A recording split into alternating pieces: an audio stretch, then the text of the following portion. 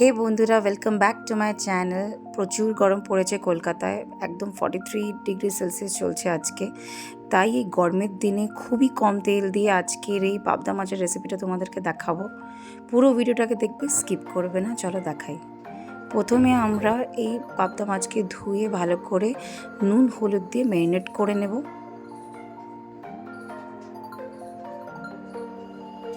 ভালোভাবে ম্যারিনেট হয়ে গেলে খুবই কম তেল দিয়ে, আপনি দেখতেই পাচ্ছেন কতটা তেল নিয়েছি, এই মাছগুলোকে আমরা ভালোভাবে ভেজে নেব। মাছটা খুব কড়া করব না, হালকাভাবে ভাজবো। উলট পালট করে দুদিক দিয়ে ভাজা হয়ে গেছে। এবার মাছগুলোকে আমি আলাদা করে নিচ্ছি। আপনি দেখতেই পাচ্ছেন মাছ কিন্তু একদম কড়া ভাজেনি, মোটামুটি হালকা ভাজা ভেজেছি। এবার মশলা কিছুই নেই, এই দেখতে পাচ্ছেন 3 থেকে 4 রসুনের পোয়া আর এইটুকুনি একটু আদা বাটা, আর এই রসুনের পোয়াটাকে একটু বেটে নিলাম। ভালো করে শিলনোড়াতে বেটে ওই একটুখানি তেলের মধ্যেই কিন্তু একটু কালো জিরা ফোড়ন দিয়ে দিলাম আর একটুখানি কাঁচা লঙ্কা দিয়ে দিলাম। আর যে বাটাটা বাটলাম সেই বাটাটা বেটে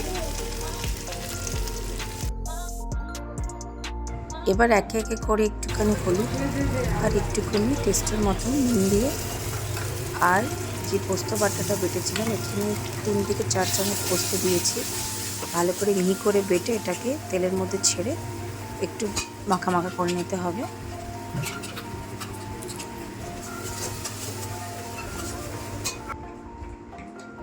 নাই করে 5 থেকে 7 মিনিট ভালো করে মাখা মাখা হয়ে যাওয়ার পর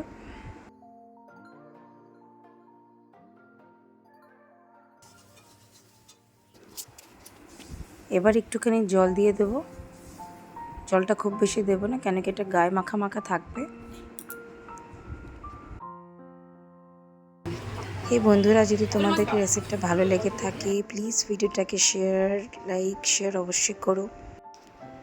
ঝোলটা ফুটে এসেছে, এবার দিয়ে দেবো যে মাছগুলো ভেজে রেখেছিলাম সেটাকে দিয়ে একদম মিডিয়াম ফ্লেমে করে দিলাম, মিডিয়াম থেকে লো ফ্লেমে।